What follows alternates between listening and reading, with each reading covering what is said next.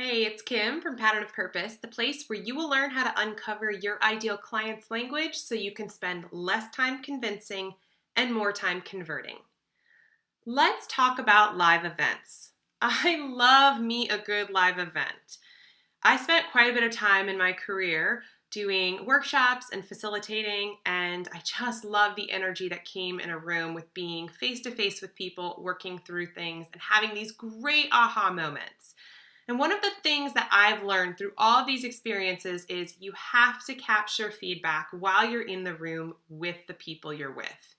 We've all received that survey request after we've left the optometrist or after we left the bank asking for just a quick survey on your experience today. And I don't know if I've ever answered one of those surveys. And so the lesson from that is no matter how great of an experience you had, it is so much easier to capture that while your mind is focused on it versus being asked to reminisce on it and spend some time thinking and talking about it after the fact. What does that mean for you as a business owner? If you are doing live events, ask for feedback in the room. Here's what I would recommend. Print out a survey that you are going to send afterwards and have it in person in the room with you. When you're thinking about closing, make sure you have your survey close by and just make it really lighthearted and natural. Thank the people for being there, for participating in the way that they did, and let them know that you really value continuous improvement and you want to know what worked for them and what could work even better. Ask them if they wouldn't mind spending 2 minutes, 3 minutes, 5 minutes. You need to actually test out how long you think it would take to fill out your survey, and then pass them out to everyone in the room.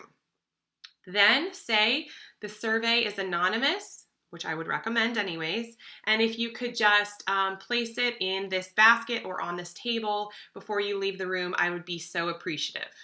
Now, one question I got about this from a colleague is, I'm already asking them to join my newsletter on site.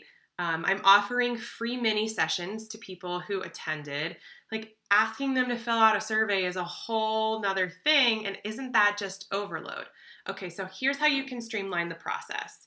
When you are trying to collect email addresses, you're going to make the same spiel about the benefit of adding to your email list that you would make on your opt-in or on a footer of your email, right? You're going to say like, here, if you want to join my newsletter, stay up to date, get these freebies, XYZ, you can sign up here.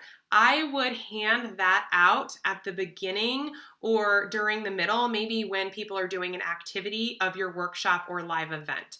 That way they can be filling that out as the time allows and is already slotted for your workshop or training. You could then have a box for if they are interested in doing a free session. And if you wanted to make sure that they're even more serious, you could ask them to list the topic that they want to talk about. This is a sort of a tangent, but when people see free, they sign up, and you want to make sure they have a little bit of skin in the game. So ask them to give you a sense of what they actually want to talk about on that call. So you have got your workshop going, you're having that paper float around as you are actually facilitating or training, and then you have that time at the end to wrap up and make sure that you're asking for feedback. If you collect it in person, you have those surveys distributed during the event time itself, I guarantee you will get a huge response from the people in the room.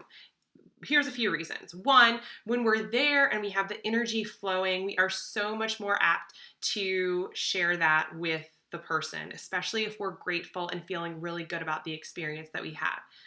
Now, some people still might fill it out, but you're going to have a bigger response rate than you would if you shot out an email after the session.